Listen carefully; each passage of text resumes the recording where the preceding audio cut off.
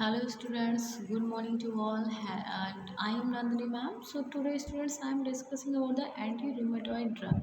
Student आजकल हम पढ़ रहे हैं अपना एंटी रूमेटॉइड ड्रग और जिसका फर्स्ट पार्ट हम प्रीवियस वीडियो में डिस्कस कर चुके हैं। So let get started anti rheumatoid drug part 2। सो देखते हैं आज हम अपनी एंटी रूमेटॉइड ड्रग के बारे में।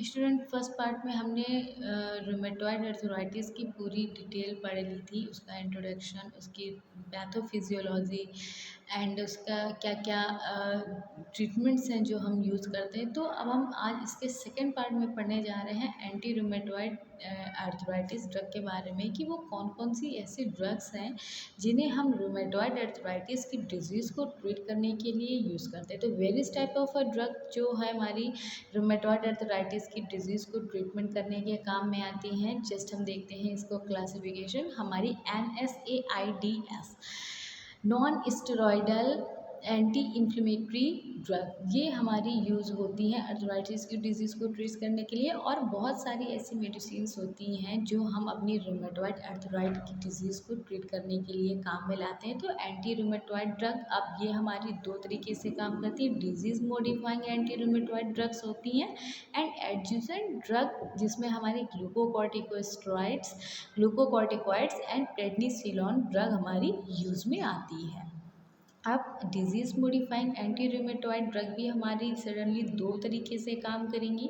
नॉन बायोलॉजिकल एजेंट्स होते हैं एंड बायोलॉजिकल एजेंट्स होते हैं। तो अब हम इनके बारे में डिटेल वन बाय वन पढ़ते हैं और देखते हैं कि जो भी हम अपनी एंटी अर्थराइटिस ड्रग यूज़ कर रहे हैं तो वो कैसे हेल्पफुल होती हैं और उनका मोड ऑफ एक्शन क्या होता है हमारी बॉडी में अर्थराइटिस की डिजीज़ को ट्रीट करने के लिए। सो फर्स्ट ड्रग जो हमारी यूज़ हो रही है DMARDs। अब इस कैटेगरी की ड्रग है वो क्या करती है, तो these are a agent that modify progression of the disease. अब ये हमारे जो एजेंट होते हैं जो हमारे डिजीज़ का प्रोग्रेशन होता है उसे मॉडिफाइड कर देते। It is also known as the SAARDs, मतलब slow acting anti rheumatoid drug. इन्हें हम slow acting anti rheumatic drug के नाम से भी जानते हैं। Are to be started as soon as diagnosis is confirm. अब ये क्या करती है, इन्हें जितनी जल्दी हम देते हैं पॉसिबल करते हैं और डिजीज़ को डायग्नोस करके कंफर्म करते हैं। It can B use single agent in a combination. कभी कभी क्या होता है कि अपनी अर्थराइटिस की डिजीज़ को ट्रीटमेंट करने के लिए हम बहुत सारे ड्रग का यूज़ करते हैं। तो कभी कभी हम सिंगल ड्रग थेरेपी को लेकर के भी अपनी डिजीज़ को ट्रीट कर सकते हैं एंड सम केसेस में ये भी देखा गया है कि जो ड्रग है उन्हें हम दूसरी दवाओं के साथ कॉम्बिनेशन में लेकर के with the help of a combination therapy में भी लेकर के हम अपनी डिजीज़ को ट्रीट करते हैं। तो हम अपनी जो भी ड्रग यूज़ कर रहे हैं उन्हें सिंगल डोज से या फिर कॉम्बिनेशन थेरेपी में लेकर के ठीक करते हैं, ट्रीट करते हैं। Tend to lose the effectiveness with the time. अब ये क्या करती, जो भी हमारे जॉइंट में स्टिफनेस हो गई थी, इन्फ्लेमेशन हो गई थी, जिसके कारण कि हमें पेन अराइज हो रहा था, हमें अर्थराइटिस की डिजीज़ कॉज हुई थी, तो ये वहीं पे जा कर के इफ़ेक्टिव होती हैं, जॉइंट्स में जा कर के अपना इफ़ेक्ट शो करती हैं, अपना पॉजिटिव इफ़ेक्ट देती हैं ताकि हमारी जो डिज़ीज़ है वो क्योर की जा सके। फर्दर क्लासीफाइड करते हैं हम उसे non conventional, synthetic and biological में। अब हम देखते हैं कन्वेंशनल सिंथेटिक जो हमारे DMARDs होते हैं वगैरह, ऑल द स्मॉल मॉलिक्यूल्स की ड्रग इसमें इंक्लूड की जाती है, जिन्हें हम ऑल्सो नॉन बायोलॉजिकल नाम से भी जानते हैं। अब जो फर्दर इसको ग्रुप करते हैं, इम्यूनो सप्रेसेंट होती हैं जिसमें हमारी methotrexate azathioprine and cyclosporine drug हमारी यूज होती है एज अ इम्यूनो सप्रेसेंट।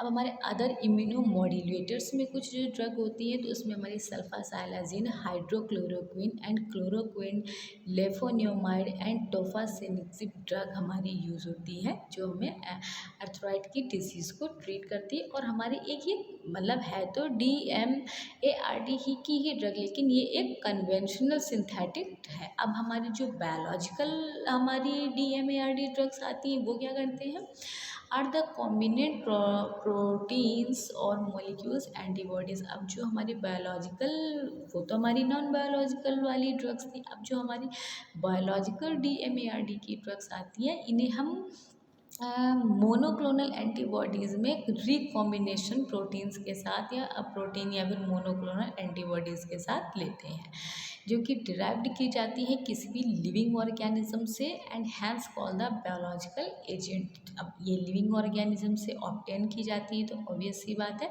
ये हमारे एक बायोलॉजिकल एजेंट होते हैं और इन्हें हम क्लासीफाई करते हैं TNF अल्फ़ा इन्हिबिटर्स, जिसमें हमारी ड्रग यूज़ होती हैं इटानेरेक्सिप्ट एंड इनफ्लिक्सिमैब एंड एदालीम्यूमैब ड्रग, ये हमारी यूज़ होती है। और जो अदर हमारे बायोलॉजिकल ड्रग, हमारे अदर बायोलॉजिकल एजेंट्स जो हम यूज़ कर रहे हैं अपनी आर्थराइटिस की डिजीज़ को ट्रीटमेंट करने में, उसमें हमारी एनारिकाना ड्रग एंड एबाटैक्सेप्ट एंड रूटीसिक्सिब ड्रग हमारी जो है वो यूज़ होती है।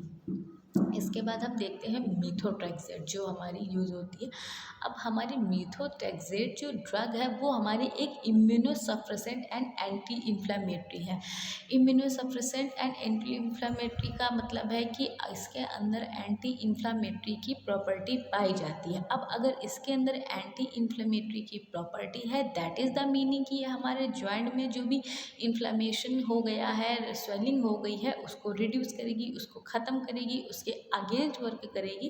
तभी तो ये हमारे जॉइंट्स में जो अर्थराइटिस की या रूमेटॉइड अर्थराइटिस की डिजीज़ है उसे ट्रीट करने के लिए इफेक्टिव होती है। Act by inhibiting the dihydrofolate reductase leading to the inhibition. अब ये क्या करती है, हमारी बॉडी में जाएगी एंड जो डाईहाइड्रोफोलेट रिडक्टेज एंजाइम है उसे इनहिबिट कर देगी, रोकेगी। अब इनहिबिट करेगी साइटोकाइनिन प्रोडक्शन को, कीमोटैक्सिस को एंड सेल मीडिएट इम्यून जो रिएक्शंस हैं एंड जो प्रोलाइब्रेशन ऑफ द इम्यून सेल्स का हमारी बॉडी में हो रहा था, इन सब पे जा कर के ये जब अपना थेरापेटिक इफेक्ट शो करेगी, हायर एफिकेसी शो करेगी, तब धीरे धीरे जो हमारी डिजीज़ पॉजिटिव एजेंट थे वो रिड्यूस होने लगेंगे, स्वेलिंग रिड्यूस होगी और हमारी जो साइनोवियल फ्लूइड है वो एकदम इक्वालिटी से बैलेंस हो जाएगा और हमारे जॉइंट्स में जो है अर्थराइटिस की कंडीशन वो दूर हो जाएगी, रिमूव आउट हो जाएगी। मीथोट्रेक्सेट अब जो ड्रग है उसकी फार्माकोकाइनेटिक क्या होती है, low dose rapidly absorb from the GIT। अगर हम इसे लो डोज में लेते हैं तो हमारी बॉडी में अच्छे से जा कर के मतलब जल्दी से जा कर के एब्जॉर्ब हो जाएगी और GIT में हमारी एब्जॉर्ब होगी। ये 50% प्लाज्मा प्रोटीन के साथ इसका बाइंड अप होता है कि ये हमारी जो ड्रग है वो पूरी की पूरी प्रोटीन प्लाज्मा के साथ बाइंड अप नहीं होती है। 50% जो है ये ड्रग हमारी बॉडी में प्रेजेंट प्लाज्मा प्रोटीन के साथ बाइंड अप होकर के ही अपना थेरापेटिक एक्शन जो है वो हमारी बॉडी को देती है।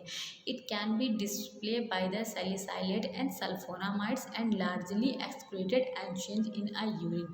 क्या होता है कि अब ये ड्रग हमारी बॉडी में रैपिडली एब्जॉर्ब हो गई, इक्वली डिस्ट्रीब्यूटेड हो गई, प्लाज्मा के साथ इसने अपना बाइंड अप शो कर लिया और क्या करते हैं कि आसानी से बॉडी में मेटाबोलाइज होने के बाद लार्ज अमाउंट में यूरिन के साथ ये डिस्कार्ड हो जाएगी, हमारी मतलब बॉडी से एलिमिनेट हो जाएगी, एक्सक्रीट हो जाएगी, लेकिन अनचेंज फॉर्म में। Excretion decreases by the aspirin. अब एक्सक्रीशन जो है अगर आपने उसको एस्प्रिन ड्रग को भी ले रखा है तो हो सकता है कि एक्सक्रीशन का जो आपका प्रोसेस है वो थोड़ा सा डिक्रीज हो जाए, उतनी उससे एलिमिनेट नहीं हो पाएगी।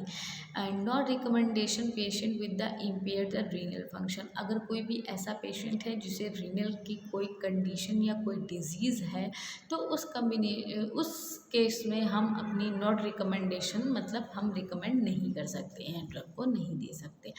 मीथोट्रेक्सेट के कुछ ऐसे एडवर्स इफेक्ट भी हैं जो पेशेंट को देखने को मिलते हैं, जैसे oral ulceration, gastrointestinal upset, dose dependent progressively liver damage leading to the cirrhosis and predisposed chest infection। क्या होता है कि जब अपनी मीथोट्रेक्सेट ड्रग को हम as a anti rheumatoid arthritis के लिए ट्रीट करते हैं तो बहुत सारे वो अपना थेरापेटिक इफेक्ट बॉडी में देने के साथ साथ कुछ हमें एडवर्स इफेक्ट हमें सिम्टम्स देखने को मिल सकते हैं। तो चाहे वो ओरल अल्सरेशन हो, गैस्ट्रोइंटेस्टाइनल ट्रैक्ट का अपसेट होना हो, डोज डिपेंडेंट हो सकता है कि डोज डिपेंडेंट की कंडीशन हमारी बॉडी में देखने को मिले और फिर वो कहीं ना कहीं हमारे लीवर में एक्यूमुलेट होने के बाद एक लीवर सिरोसिस की कंडीशन हमें देखने को मिल सकती है। कॉन्ट्राइंडिकेशन क्या होता है कि प्रेगनेंसी में, ब्रेस्ट फीडिंग में, लीवर की डिजीज़ में, एक्टिव इन्फेक्शन है, पेप्टिक अल्सर है या फिर आपको ल्यूकोपीनिया है, इन सारी कंडीशन में मीथोट्रेक्सेट ड्रग फुली तरीके से कॉन्ट्राइंडिकेटेड होती है, अवॉइडेड होती है। कोई भी लेडी अगर प्रेग्नेंट है तो हम उसे ये ड्रग नहीं दे सकते हैं। ब्रेस्ट फीडिंग है, अगर कोई भी हमारी ऐसी मदर हैं जिनकी न्यूली बॉर्न बेबी है और वो फीड कराती हैं बेबी को, तो उस कंडीशन में भी हम अपनी मेथोट्रेक्सेट ड्रग को अवॉइड करेंगे, नहीं देंगे। इसके बाद अगर कोई ऐसा पेशेंट है जिसे ऑलरेडी लीवर का डिजीज़ हो रखा है या फिर कोई एक्टिव इन्फेक्शन हो रखा है, पेप्टिक अल्सर है, तो उस कंडीशन में भी हम इस ड्रग को नहीं दे सकते हैं, कॉन्ट्राइंडिकेटेड होती है।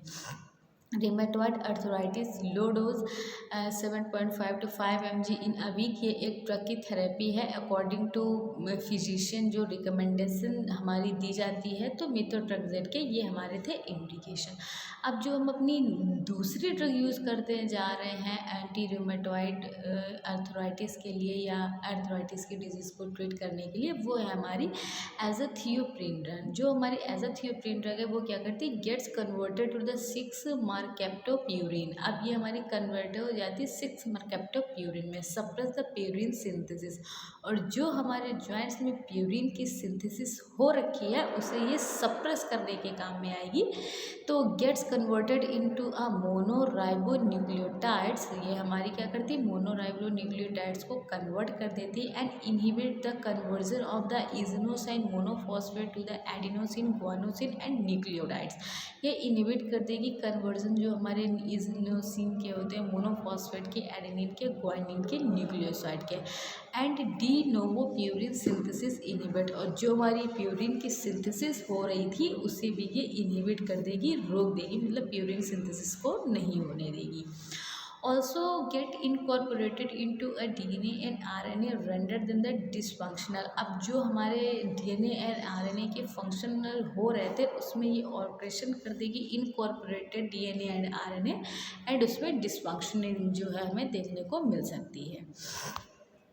इसके अलावा जो हमारी एज़ाथियोप्रिन ड्रग है वो हमारी सेल मीडिएटेड एक इम्यूनोसप्रेशन ड्रग है जो कि सेलेक्टिवली हमारी इफेक्टिव होती है differentiation function of the T cells and natural killer cells के लिए। और जो इसका यूज़ करते हैं हम अगर अपनी एंटी रूमेटॉइड ड्रग के लिए, तो 1 to 2 mg पर kg पर डे के हिसाब से हम इसे पेशेंट को दे सकते हैं।